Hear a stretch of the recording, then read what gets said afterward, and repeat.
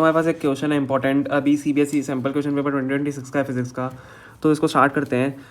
A charge Q is placed inside the sphere of radius A, हमें sphere की radius दिया हुआ है ए, उसमें एक चार्ज प्लेस किया हुआ है फिल्ड विथ वाटर। अच्छा, वो स्फीयर वाटर से फिल्ड है, ठीक है। And another charge Q 2Q is placed inside a cube of side 2A, ठीक है, विच इज़ वैक्यूम। ठीक है, हमारे स्फीयर में वाटर भरा हुआ है और क्यूब में कुछ भी नहीं भरा हुआ है, लेकिन इसकी साइड 2A दी हुई है और इसकी साइड हमें A दी हुई है।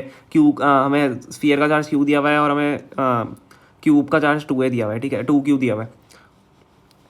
तो विच इज़ वैक्यूम इनसाइड, ठीक है, क्यूब में वैक्यूम है, उसमें वाटर है। Find the ratio of the flux link with the sphere to that link with the cube. ठीक है, हमें रिलेटिव परमिटिविटी ऑफ वाटर दी हुई है 80।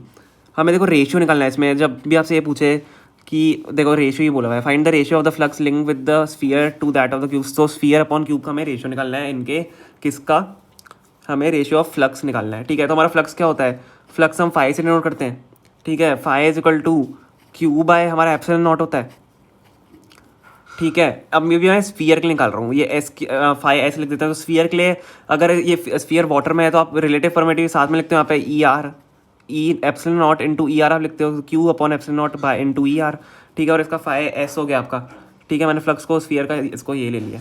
अब इसमें हम क्या करेंगे, देखो कुछ भी नहीं करना है, क्यू तो आपको इसका चार्ज हमें क्या दिया है स्फीयर का, हमें क्यू ही लेना है, तो हम इसको क्यू ही रहने देंगे और एप्सिलॉन नॉट नीचे हम लिख देंगे, ठीक है। और एप्सिलॉन नॉट आर की आपको वैल्यू, मतलब रिलेटिव परमिटिविटी ऑफ वाटर की वैल्यू आपको 80 दी हुई है, तो इनटू इसको 80 यहाँ पे लिख के छोड़ दो, इसको हम फर्स्ट इक्वेशन मान लेते हैं, ठीक है। अब हम क्यूब के लिए करते हैं, मैं यहाँ पे लिखता हूँ, चलो लिख ही देते हैं फॉर क्यूब, ठीक है।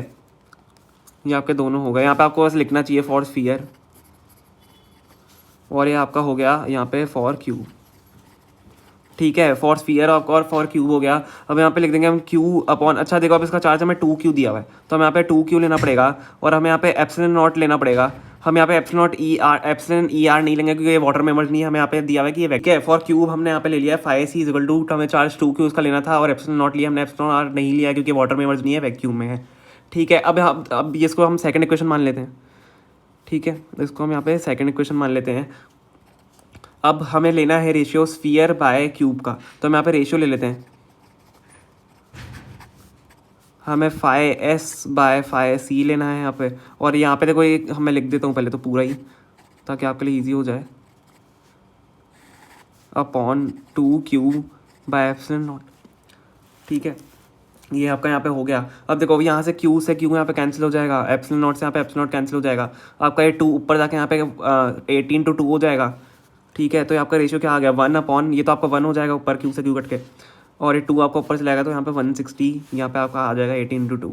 तो यही आपका यहाँ पे इसका आंसर हो जाता है। बहुत ईजी था, ठीक है। यहाँ पे एप्सिलॉन नॉट की हमने वैल्यू इसलिए डाली क्योंकि ये दोनों कट जाते हैं बाद में, हमको जाके पता होना चाहिए, ठीक है। एप्सिलॉन नॉट से एप्सिलॉन नॉट यहाँ पे कैंसिल हो गया, क्यू से क्यू कैंसिल हो गया, तो 2 × 80 आपका 160 हो गया, और 1/160 आपका यहाँ पे रेशियो, इसका यही आंसर आ गया। बहुत ईजी क्वेश्चन था, बस आपको दिमाग लगाना है। जो चार्ज दिया हुआ आपको चार्ज पुट करना है, इसका हमें चार्ज 2Q दिया था, हमने 2Q पुट करा, और ये वाटर में इमर्ज था इसलिए यहाँ पे हमने ER लिया, तो हम उसकी वैल्यू यहाँ पे 80 दी हुई थी।